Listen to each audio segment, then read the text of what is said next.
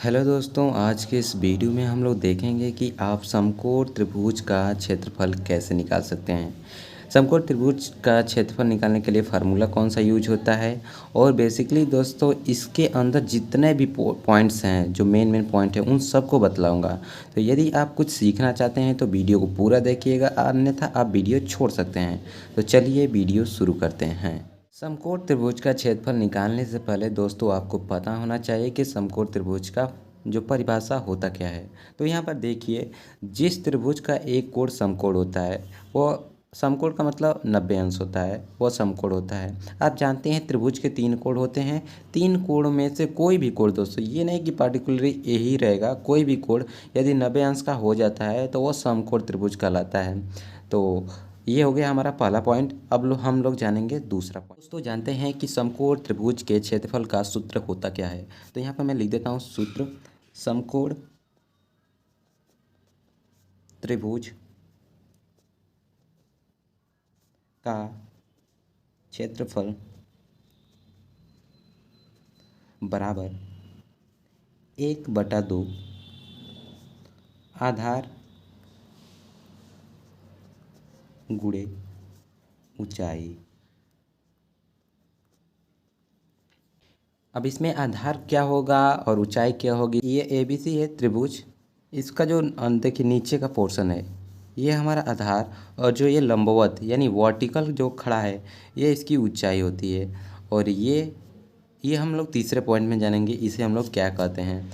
तो ये हो गया हमारा दूसरा पॉइंट जिसमें हम लोग जाने कि समकोण त्रिभुज का क्षेत्रफल होता क्या है।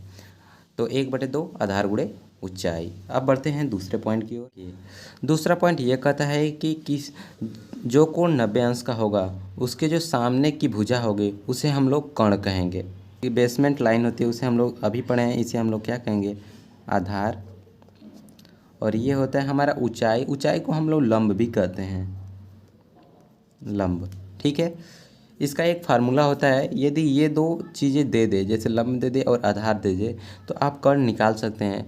उस सूत्र को हम लोग कहते हैं पाइथागोरस प्रमेय। तो हमारे चैनल पे वीडियो पड़ी हुई है, आप उसे भी देख सकते हैं। मैं वहाँ उसका फार्मूला यहाँ पर लिख सकता हूँ। देखिए क्या है उसका फार्मूला।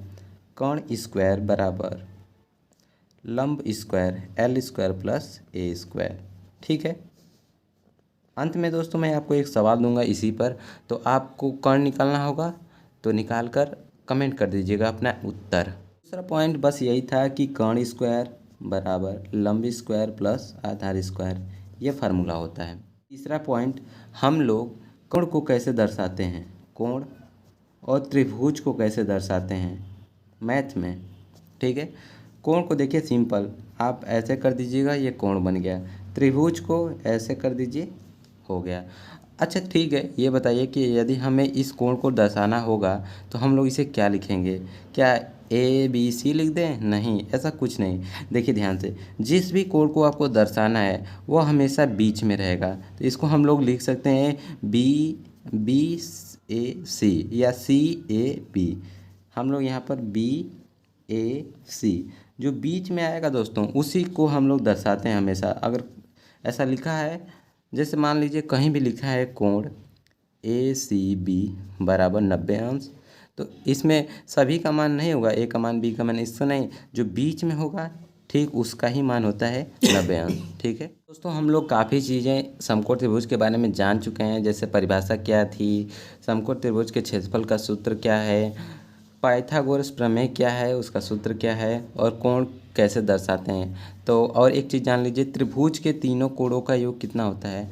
त्रिभुज के तीनों कोणों का योग जो होता है वो 180 डिग्री यानी 180 अंश के बराबर होता है। ये कोण तीनों यदि हम जोड़ दें तो 180 अंश के बराबर है। ठीक है, तो आई होप कि ये सब चीज़ें आपको याद हो गई होंगी। अब हम लोग बढ़ते हैं, एक सवाल लगाएं। तो दोस्तों देखिए, यहाँ पर एक समकोण त्रिभुज है। इसमें मान लीजिए कि इसकी जो हाइट यानी ऊंचाई दिया है 6 सेंटीमीटर। ठीक है, और इसकी जो लंबाई दिया गया है, आधार की लंबाई, वो हो 8 सेंटीमीटर। तो हमें पूछा गया है कि इसका क्षेत्रफल ज्ञात करना है। तो हम लोग सिंपल फार्मूला रखेंगे और उस पर सब आंसर आ जाएगा। देखिए फार्मूला होता है, एकदम ध्यान से देखिए, सब कुछ समझ में आ जाएगा। 1/2, आपको पहले भी बताया था फिर बता रहा हूँ, 1/2 आधार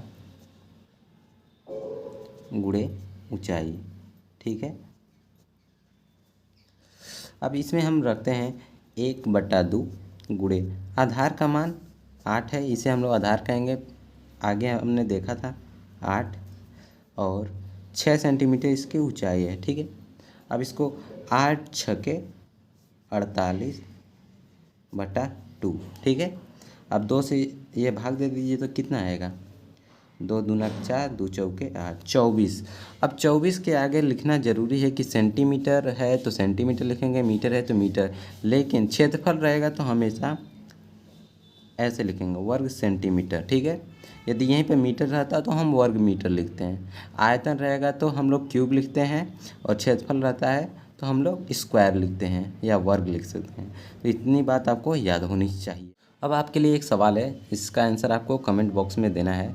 तो यहाँ पर देखिए आपके सामने एक समकोण त्रिभुज है। ठीक है, समकोण त्रिभुज है ABC। ठीक है, और इसकी जो ऊंचाई दे दिया वो 12 सेंटीमीटर और ये 5 सेंटीमीटर। तो आपको बताना है कर्ण का मान, अब प्लस इसका जो क्षेत्रफल है वो कितना होगा ये बताना है आपको। ठीक है, और यहाँ पर मैं लिख देता हूँ 90 अंश। तो यदि आप वीडियो से सीख चुके हैं कि कैसे निकालते हैं क्षेत्रफल तो आप ज़रूर आंसर देंगे। अगर नहीं सीखे हैं तो शायद आप पढ़ाई में थोड़ा झोल कर रहे हैं, तो आप ज़रूर पढ़िए। तो मिलते हैं ऐसी एक नई वीडियो के साथ। तब तक के लिए बाय बाय, जय हिंद, जय भारत।